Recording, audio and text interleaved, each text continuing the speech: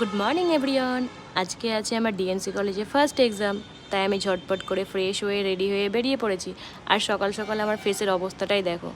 যাই হোক, আমি কোথা থেকে গাড়ি ধরে কিভাবে যাচ্ছি তোমাদেরকে সবটাই শেয়ার করব ভিডিওর মাধ্যমে, তো তোমরা দেখতেই থাকো। তারপর আমি গাড়ি ধরেছিলাম উম্মরপুর থেকে, অটো ধরে সাজির মোড় পর্যন্ত। তারপর সাজির মোড়ে আমি নেমে গেলাম। সাজির মোড় থেকে আবার আমাকে টোটো করে যেতে হচ্ছে এখন ডিএনসি কলেজ। তো চলো যাই ডিএনসি কলেজ ফাইনালে আমি চলে এসেছি এখন। আর ফার্স্টেই আমাকে দেখতে হবে এখন লিস্ট।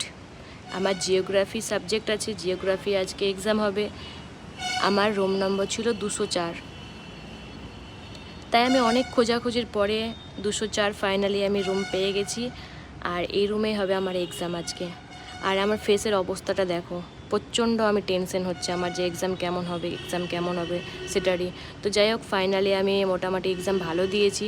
তারপরে আমি এখন বেরিয়ে পড়লাম কলেজ থেকে। আর যখনই আমি বেরিয়ে পড়লাম তখনই দেখছি আমার রাস্তা দেখে আমার মাথা খারাপ, এতটা ভিড়।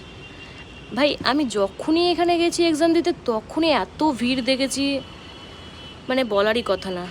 আজ অনেকেই জানে, যারা যারা এখানে এক্সাম দিয়েছে তারাই জানে যে হ্যাঁ, এই রাস্তাটার কতটা ভিড় হয়। তো যাই হোক, আমি সকালে সেরকম খাবার কিচ্ছু খেয়ে আসিনি, প্রচণ্ড খিদে পেয়ে গেছিলো আমার। আমি বাইরেও কিছু খেলাম না এক্সাম দেওয়ার পর। তো আমি আবার ওখান থেকে টোটো করে আবার অটো স্ট্যান্ড তো না, ওটা অ্যাকচুয়ালি সাজির মোড়, হ্যাঁ সাজির মোড় আবার আসলাম। সাজির মোড় থেকে ফাইনালি আমি আমার বাড়ি আবার আসলাম। তো আজকের মিনি ব্লগ এখানেই শেষ। ভিডিওটা কেমন লাগলো কমেন্টে জানাবে। টাটা।